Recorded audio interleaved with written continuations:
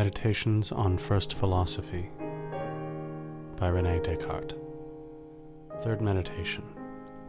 Of God, that He exists.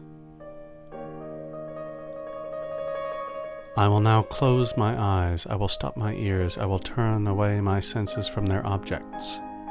I will even efface from my consciousness all the images of corporeal things, or at least, because this can hardly be accomplished, I will consider them as empty and false, and thus, holding converse only with myself and closely examining my nature, I will endeavor to obtain by degrees a more intimate and familiar knowledge of myself. I am a thinking, conscious thing, that is, a being who doubts, affirms, denies, knows of few objects, and is ignorant of many, who loves, hates, wills, refuses, who imagines likewise and perceives. For as I before remarked, although the things which I perceive or imagine are perhaps nothing at all apart from me and in themselves, I am nevertheless assured that those modes of consciousness which I call perceptions and imaginations, in as far only as they are modes of consciousness, exist in me. And in the little I have said, I think I have summed up all that I really know, or at least all that up to this time I was aware I knew. Now, as I am endeavoring to extend my knowledge more widely, I will use circumspection and consider with care whether I can still discover in myself anything further which I have not yet hitherto observed. I am certain that I am a thinking thing, but do I not therefore likewise know what is required to render me certain of a truth? In this first knowledge, doubtless, there is nothing that gives me assurance of its truth except the clear and distinct perception of what I affirm, which would not indeed be sufficient to give me the assurance that what I say is true, if it could ever happen that anything I thus clearly and distinctly perceived should prove false. And accordingly, it seems to me that I may now take as a general rule that all that is very clearly and distinctly apprehended or conceived is true. Nevertheless, I before received and admitted many things as wholly certain and manifest, which yet I afterward found to be doubtful. What then were those? They were the earth, the sky, the stars, and all the other objects which I was in the habit of perceiving by the senses. But what was it that I clearly and distinctly perceived in them? Nothing more than that the ideas and the thoughts of those objects were presented to my mind.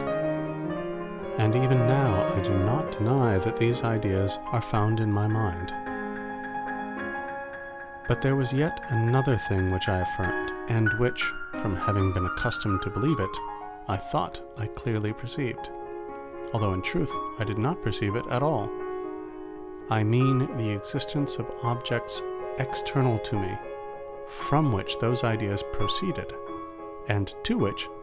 they had a perfect resemblance. And it was here I was mistaken, or, if I judged correctly, this assuredly was not to be traced to any knowledge I possessed. But when I considered any matter in arithmetic and geometry that was very simple and easy, as for example that 2 and 3 added together make 5, and things of this sort, did I not view them with at least sufficient clearness to warrant me in affirming their truth? Indeed, if I afterward judged that we ought to doubt of these things, it was for no other reason than because it occurred to me that a God might perhaps have given me such a nature as that I should be deceived even respecting the matters that appeared to me the most evidently true. But as often as this preconceived opinion of the sovereign power of a God presents itself to my mind, I am constrained to admit that it is easy for him, if he wishes it, to cause me to err, even in matters where I think I possess the highest evidence, and, on the other hand, as often as I direct my attention to things which I think I apprehend with great clearness, I am so persuaded of their truth that I naturally break out into expressions such as these. Deceive me who may, no one will yet ever be able to bring it about that I am not, so long as I shall be conscious that I am, or at any future time cause it to be true that I have never been, it being now true that I am, or make 2 and 3 more or less than 5, in supposing which, and other like absurdities, I discover a manifest contradiction. And in truth, as I have no ground for believing that deity is deceitful, and as indeed I have not even considered the reasons by which the existence of a deity of any kind is established, the ground of doubt that rests only on this supposition is very slight and, so to speak, metaphysical. But that I may be able wholly to remove it, I must inquire whether there is a God, and soon as an opportunity of doing so shall present itself. And if I find that there is a God, I must examine likewise whether he can be a deceiver. For without the knowledge of these two truths, I do not see that I can ever be certain of anything, and that I may be enabled to examine this without interrupting the order of meditation I have proposed to myself, which is, to pass by degrees from the notions that I shall find first in my mind to those I shall afterward discover in it, it is necessary at this stage to divide all my thoughts into certain classes, and to consider in which of these classes truth and error are, strictly speaking, to be found. Of my thoughts, some are, as it were, images of things, and to these alone properly belongs the name idea, as when I think or represent to my mind a man, a chimera, the sky, an angel, or God. Others again have certain other forms, as when I will, fear, affirm, or deny. I always indeed apprehend something as the object of my thought, but I also embrace in thought something more than the representation of the object, and of this class of thoughts, some are called volitions or affections, and others judgments. Now, with respect to ideas, if these are considered only in themselves, and are not referred to any object beyond them, they cannot, properly speaking, be false. For whether I imagine a goat or chimera, it is not the less true that I imagine the one than the other. Nor need we fear that falsity may exist in the will or affections. For although I may desire objects that are wrong, and even that never existed, it is still true that I desire them. There thus only remain our judgments, in which we must take diligent heed that we be not deceived. But the chief and most ordinary error that arises in them consists in judging that the ideas which are in us are like or conformed to the things that are external to us. For assuredly, if we but considered the ideas themselves as certain modes of our thought, of our consciousness, without referring them to anything beyond, they would hardly afford any occasion of error. But among these ideas, some appear to me to be innate, others adventitious, and others to be made by myself, being factitious. For, as I have the power of conceiving what is called a thing, or a truth, or a thought, it seems to me that I hold this power from no other source than my own nature. But if I now hear a noise, if I see the sun, or if I feel heat, I have all along judged that these sensations proceeded from certain objects existing out of myself, and in fine, it appears to me that sirens, hippogriffs, and the like are inventions of my own mind. But I may even perhaps come to be of opinion that all my ideas are of the class which I call adventitious, or that they all are innate, or that they all are factitious. For I have not yet clearly discovered their true origin. What I have here principally to do is to consider, with reference to those that appear to come from certain objects without me, what grounds there are for thinking them like these objects. The first of these grounds is that it seems to me I am so taught by nature, and the second, that I am conscious that those ideas are not dependent on my will, and therefore not on myself, for they are frequently presented to me against my will, as at present, whether I will or not, I feel heat. And I am thus persuaded that this sensation or idea of heat is produced in me by something different from myself, namely, by the heat of the fire by which I sit. And it is very reasonable to suppose that this object impresses me with its own likeness rather than any other thing. But I must consider whether these reasons are sufficiently strong and convincing. When I speak of being taught by nature in this matter, I understand by the word nature only a certain spontaneous impetus that impels me to believe in a resemblance between ideas and their objects, and not a natural light that affords a knowledge of its truth. But these two things are widely different. For what the natural light shows to be true can be in no degree doubtful, as, for example, that I am because I doubt, and other truths of the like kind. Inasmuch as I possess no other faculty whereby to distinguish truth from error, which can teach me the falsity of what the natural light declares to be true, and which is equally trustworthy. But with respect to seemingly natural impulses, I have observed, when the question related to the choice of right or wrong in action, that they frequently led me to take the worst part,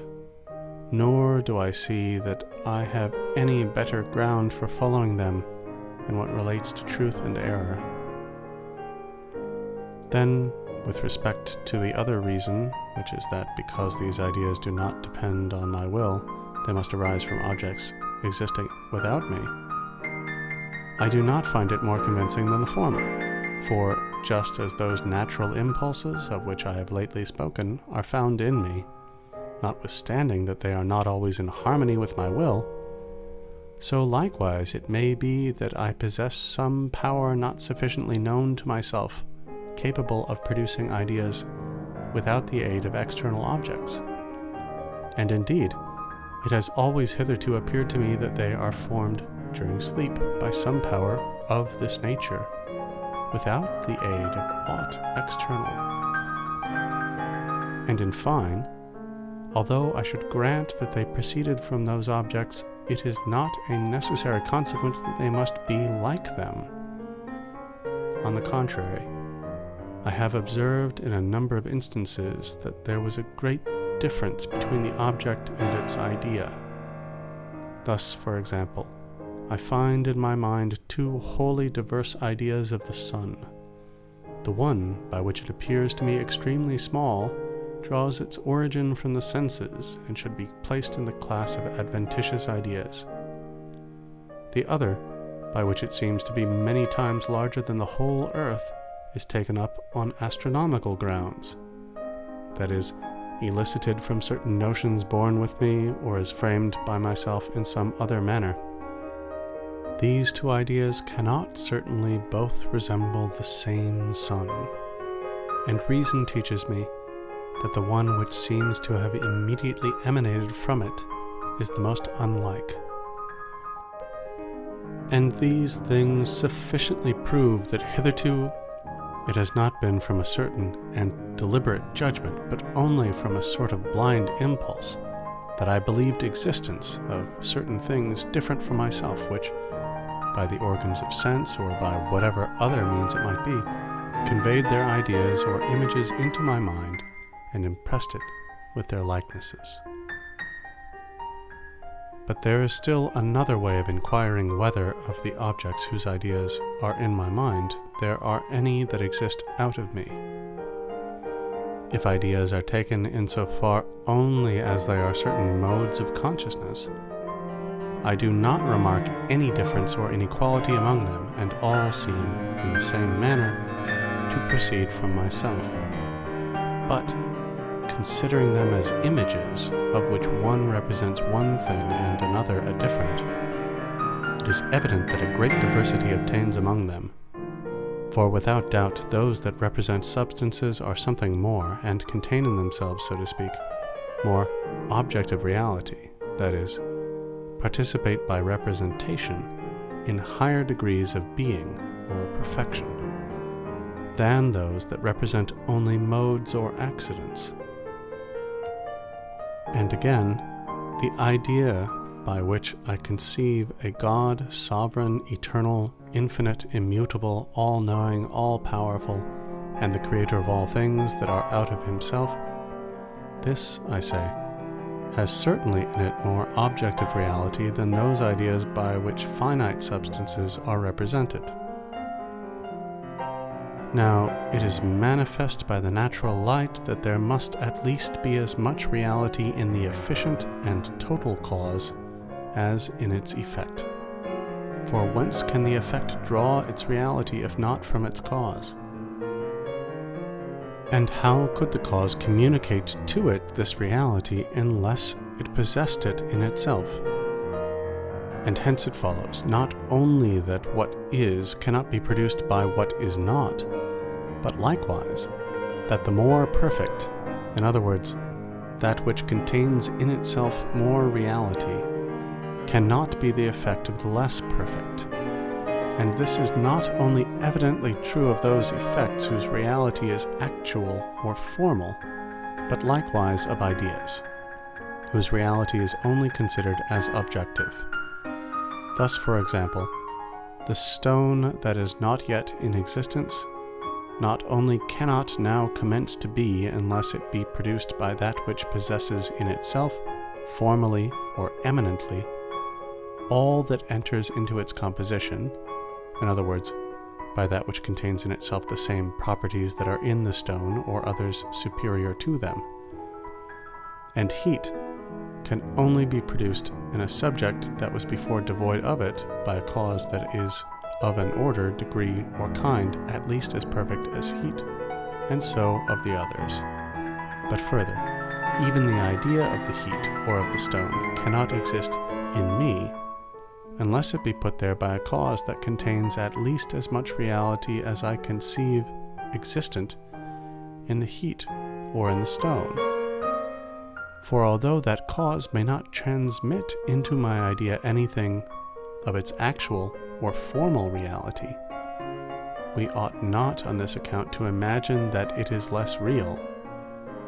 but we ought to consider that, as every idea is a work of the mind, its nature is such as of itself to demand no other formal reality than that which it borrows from our consciousness, of which it is but a mode, that is, a manner or way of thinking. But in order that an idea may contain this objective reality rather than that, it must doubtless derive it from some cause in which is found at least as much formal reality as the idea contains of objective. For if we suppose that there is found in an idea anything which was not in its cause, it must of course derive this from nothing. But however imperfect may be the mode of existence by which a thing is objectively, or by representation in the understanding by its idea, we certainly cannot, for all that, allege that this mode of existence is nothing, nor, consequently, that the idea owes its origin to nothing.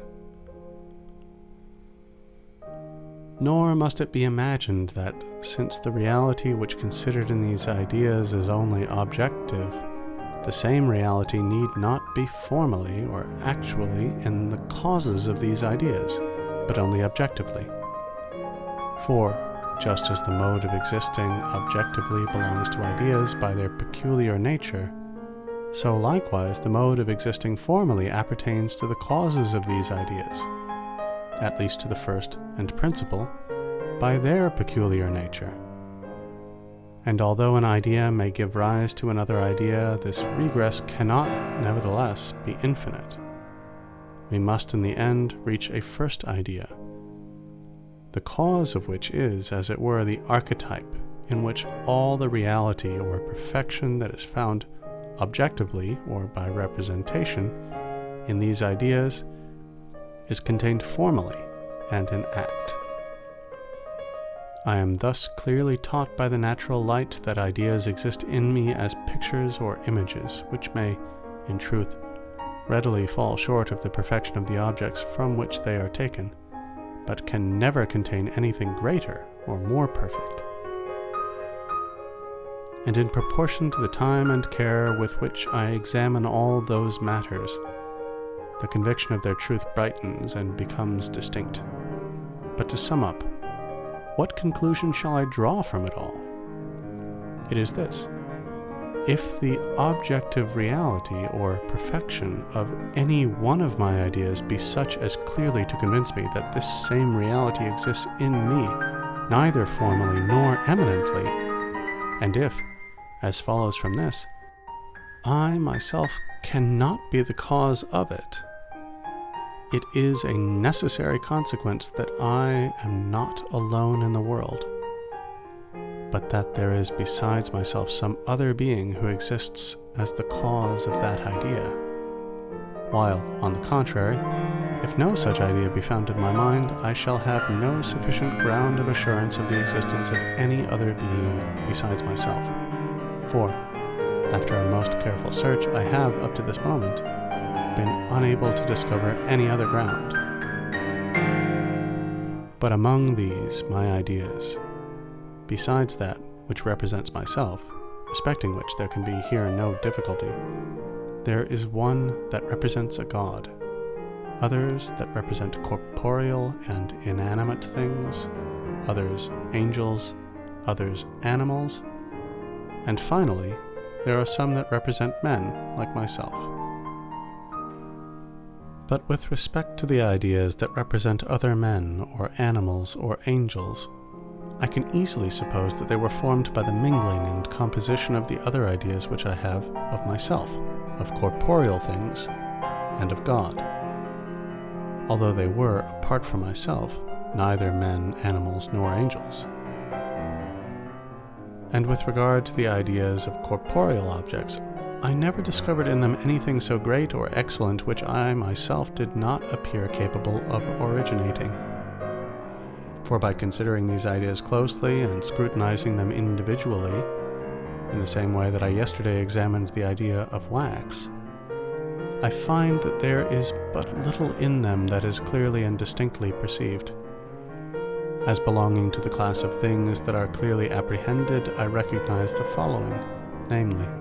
magnitude or extension in length, breadth, and depth, figure,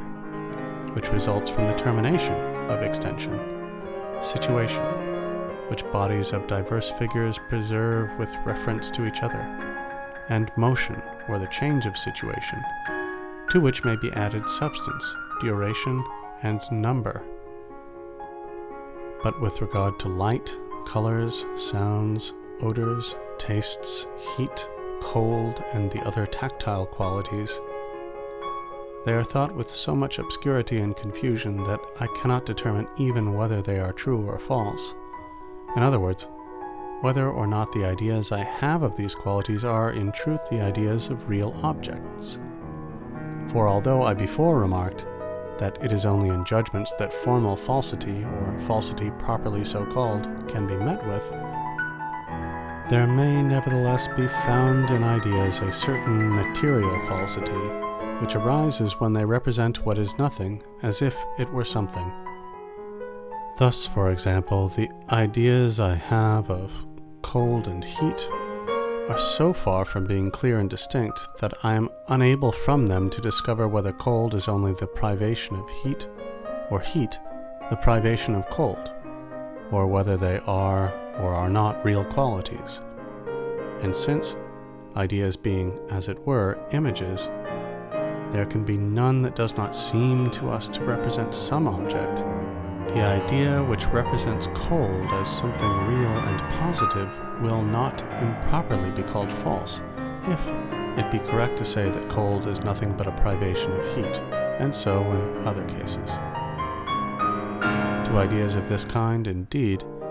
it is not necessary that I should assign any author besides myself, for if they are false, that is, represent objects that are unreal, The natural light teaches me that they proceed from nothing. In other words, that they are in me only because something is wanting to the perfection of my nature.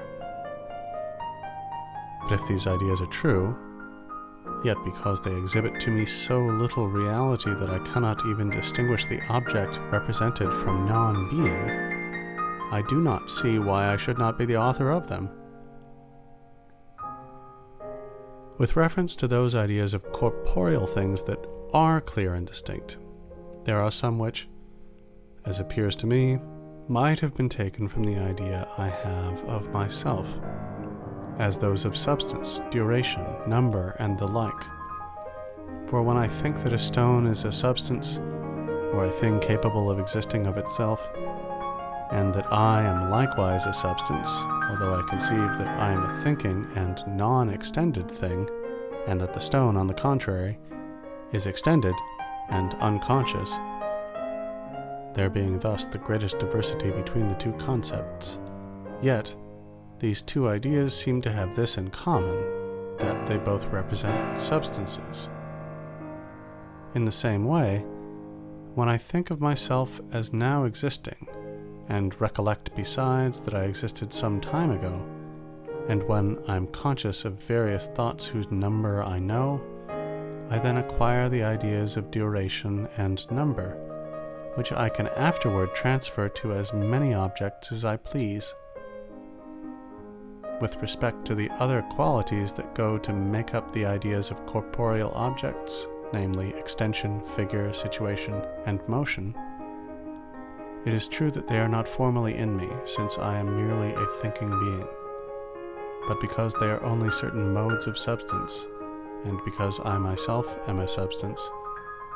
it seems possible that they may be contained in me eminently. There only remains, therefore, the idea of God, in which I must consider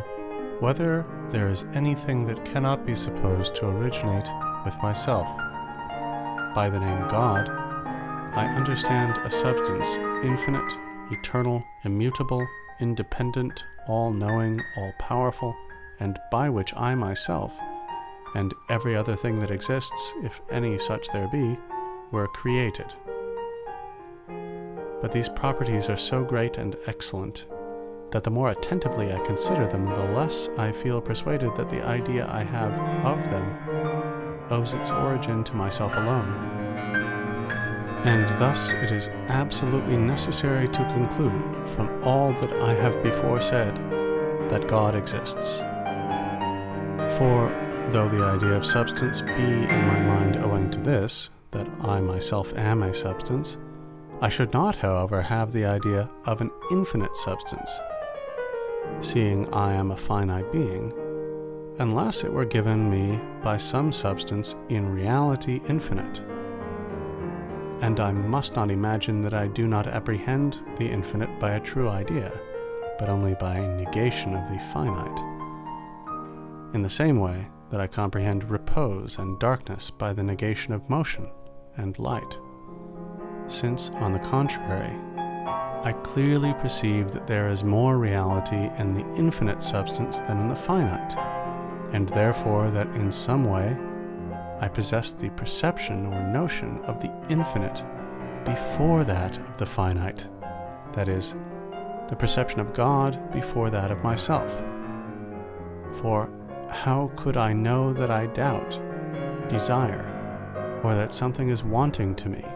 and that I am not wholly perfect,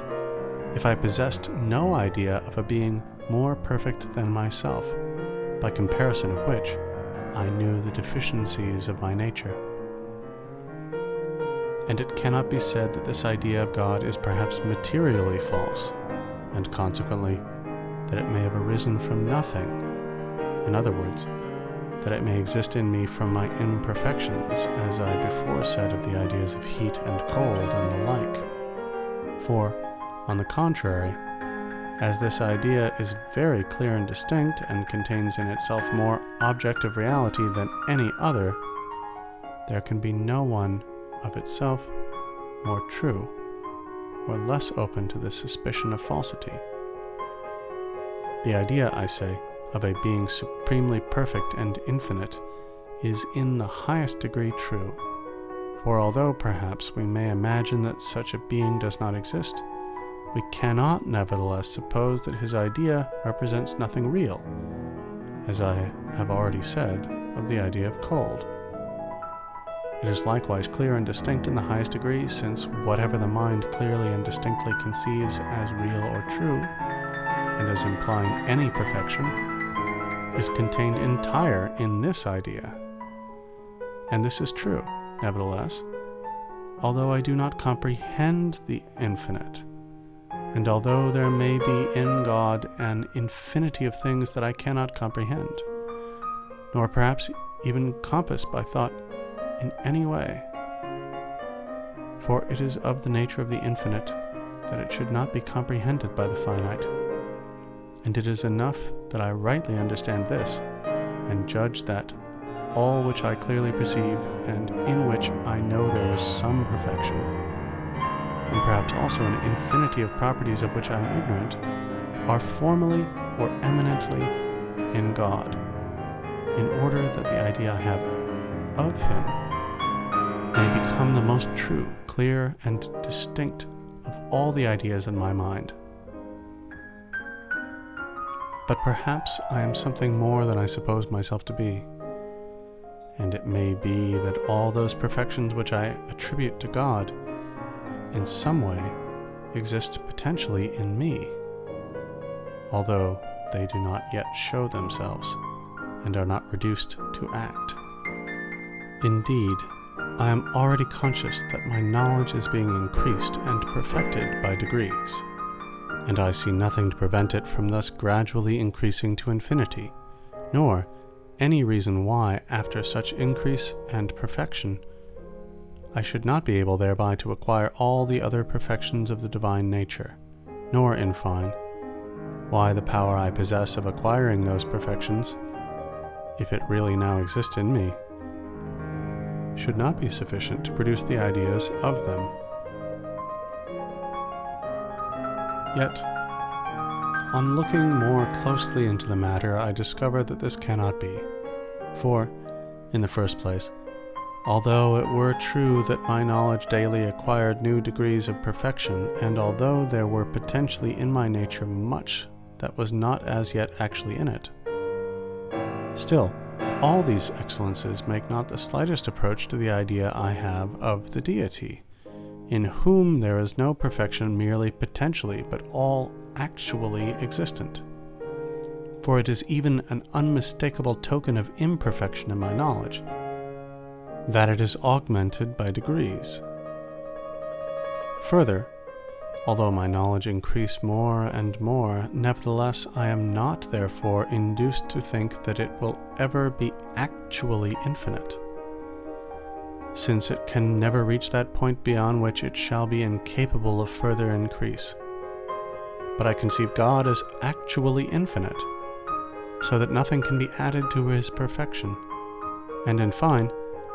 I readily perceive that the objective being of an idea cannot be produced by a being that is merely potentially existent, which, properly speaking, is nothing, but only by a being existing formally or actually. And truly, I see nothing in all that I have now said which it is not easy for anyone who shall carefully consider it to discern by the natural light. But when I allow my attention in some degree to relax, the vision of my mind being obscured and, as it were, blinded by the images of sensible objects, I do not readily remember the reason why the idea of a being more perfect than myself must, of necessity, have proceeded from a being in reality more perfect. On this account, I am here desirous to inquire further whether I, who possess this idea of God, could exist, supposing there were no God. And I ask, from whom could I in that case derive my existence? Perhaps from myself, or from my parents, or from some other causes less perfect than God? For anything more perfect or even equal to God cannot be thought or imagined. But if I were independent of every other existence and were myself the author of my being, I should doubt of nothing, I should desire nothing, and in fine, no perfection would be a wanting to me. For I should have bestowed upon myself every perfection of which I possess the idea, and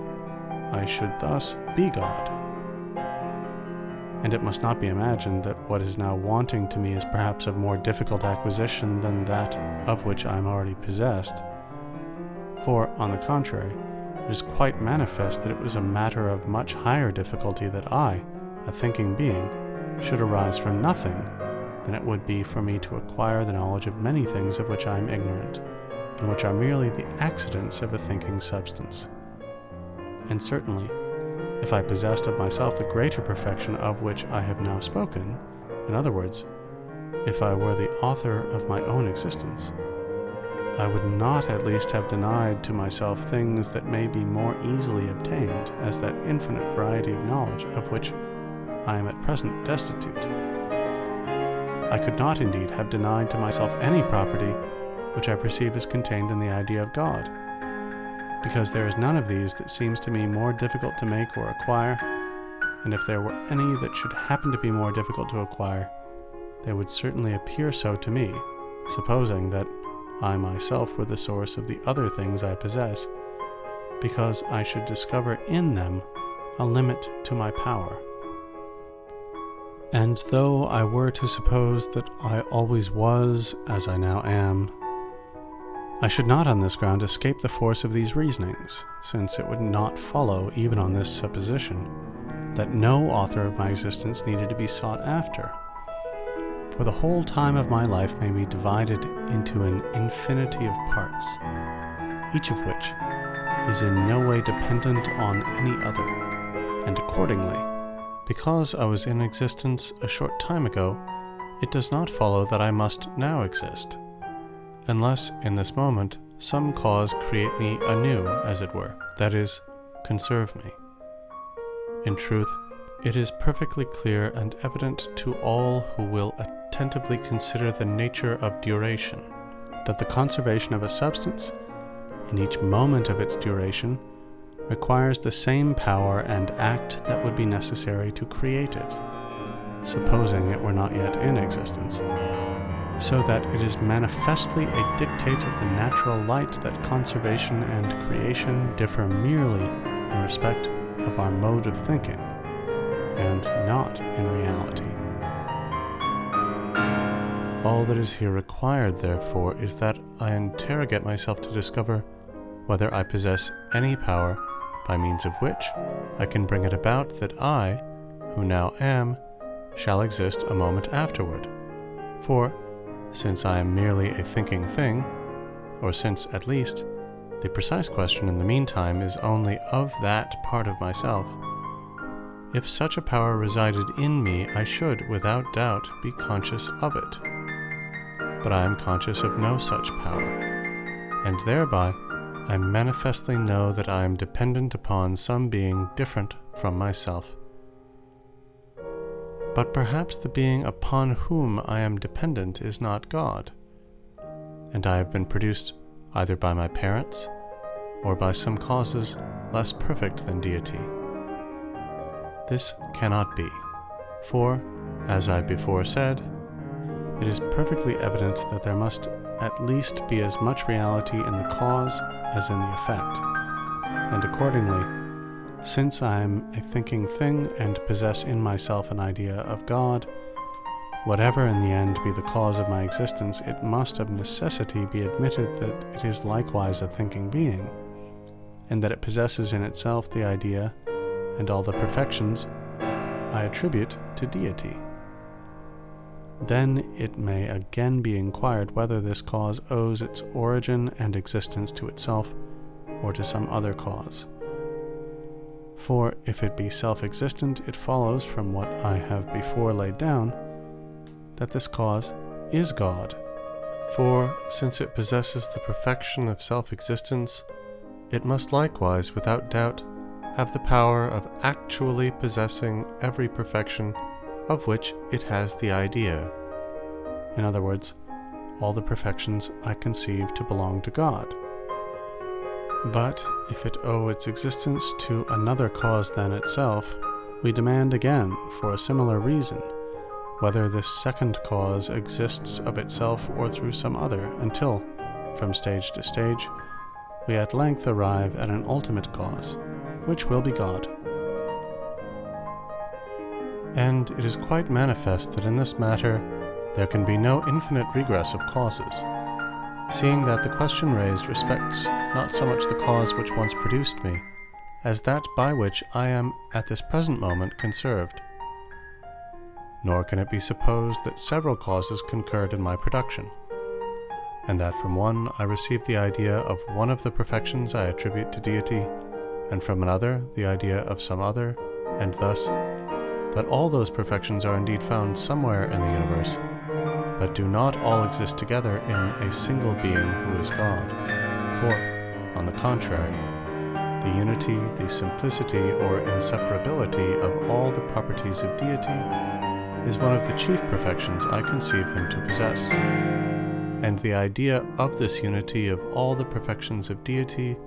could certainly not be put into my mind by any cause from which I did not likewise receive the ideas of all the other perfections. For no power could enable me to embrace them in an inseparable unity, without at the same time giving me the knowledge of what they were, and of their existence in a particular mode. Finally, with regard to my parents, from whom it appears I sprung, although all that I believed respecting them be true, it does not nevertheless follow that I am conserved by them, or even that I was produced by them, insofar as I am a thinking being. All that, at the most, they contributed to my origin was the giving of certain dispositions or modifications to the matter in which I have hitherto judged that I, or my mind, which is what alone I now consider to be myself, is enclosed. And thus there can here be no difficulty with respect to them, and it is absolutely necessary to conclude from this alone that I am, and possess the idea of a being absolutely perfect, that is, of God, that his existence is most clearly demonstrated. There remains only the inquiry as to the way in which I received this idea from God, for I have not drawn it from the senses, nor is it even presented to me unexpectedly, as is usual with the ideas of sensible objects, when these are presented, or appear to be presented, to the external organs of the senses. It is not even a pure production or fiction of my mind, for it is not in my power to take from or add to it. And consequently there but remains the alternative that it is innate, in the same way as is the idea of myself. And in truth, it is not to be wondered at that God, at my creation, implanted this idea in me, that it might serve, as it were, for the mark of the workman impressed on his work. And it is not also necessary that the mark should be something different from the work itself. But considering only that God is my creator, it is highly probable that he in some way fashioned me after his own image and likeness, and that I perceive this likeness, in which is contained the idea of God, by the same faculty by which I apprehend myself. In other words, when I make myself the object of reflection, I not only find that I am an incomplete, imperfect, and dependent being, and one who unceasingly aspires after something better and greater than he is, but, at the same time, I am assured likewise that he upon whom I am dependent possesses in himself all the goods after which I aspire, and the ideas of which I find in my mind, and that, not merely indefinitely and potentially, but infinitely and actually, and that he is thus God. And the whole force of the argument of which I have here availed myself to establish the existence of God consists in this, that I perceive I could not possibly be of such a nature as I am, and yet have in my mind the idea of a God if God did not in reality exist. This same God, I say, whose idea is in my mind, that is, a being who possesses all those lofty perfections of which the mind may have some slight conception, without, however, being able fully to comprehend them, and who is wholly superior to all defect, and has nothing that marks imperfection, whence it is sufficiently manifest that he cannot be a deceiver, since it is a dictate of the natural light that all fraud and deception spring from some defect. But before I examine this with more attention, and pass on to the consideration of other truths that may be evolved out of it, I think it proper to remain here for some time in the contemplation of God himself, that I may ponder at leisure his marvelous attributes, and behold, admire, and adore the beauty of this light so unspeakably great, as far, at least, as the strength of my mind, which is to some degree dazzled by the sight, will permit. For just as we learn by faith that the supreme felicity of another life consists in the contemplation of the divine majesty alone, so even now we learn from experience that a like meditation, though incomparably less perfect, is the source of the highest satisfaction of which we are susceptible in this life. End third meditation.